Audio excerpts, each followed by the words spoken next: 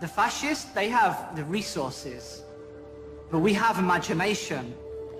We are making the tools to take back our sovereignty. When we make a giant fuck you to the system, it's breaking that stranglehold on the tools of power that's used against us. The fascists always use the narrative of we are the white knights in shining armor protecting against the threats. We come here and we move out the dark with pure whiteness. That's a false narrative because there is corruption in those castles. The real base of power lies with us. We are the darkness.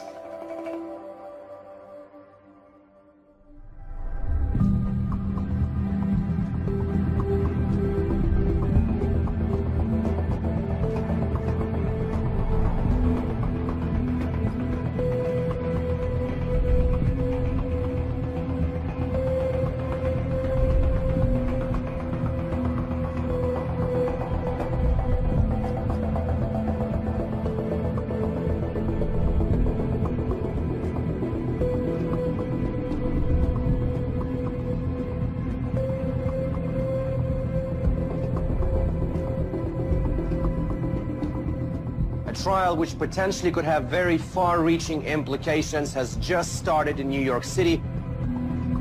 Jury will decide a case that could impact the future of internet privacy.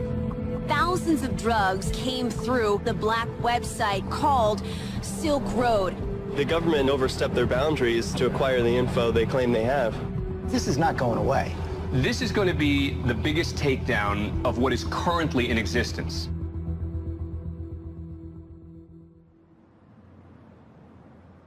On January 13th, 2015, a criminal trial began for the accused leader of the Silk Road, a black market in an area of the internet known as the Deep Web. The Deep Web is vast, thousands of times larger than the visible internet, what's called the surface web.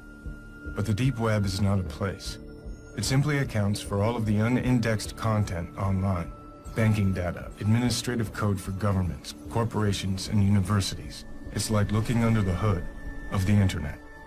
Over time, the Deep Web became inhabited by people of all types who wanted to use this terrain for privacy. This hidden area of the Deep Web is called the Darknet, and it's accessible with a software service called Tor, originally developed by the US military and now open source and publicly funded. And while law enforcement and the media have painted a picture that Tor and the Darknet are nefarious tools for criminals, it's important to understand that they are largely used for good by government agencies, journalists, and dissidents around the world.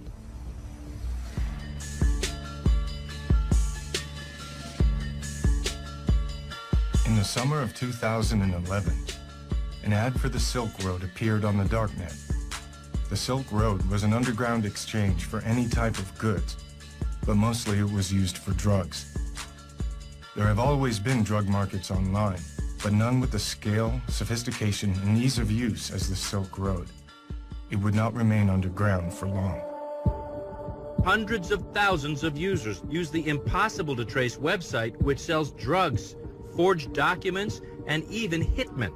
It's called the Silk Road. Just look at some of the 13,000 items offered through that underground site.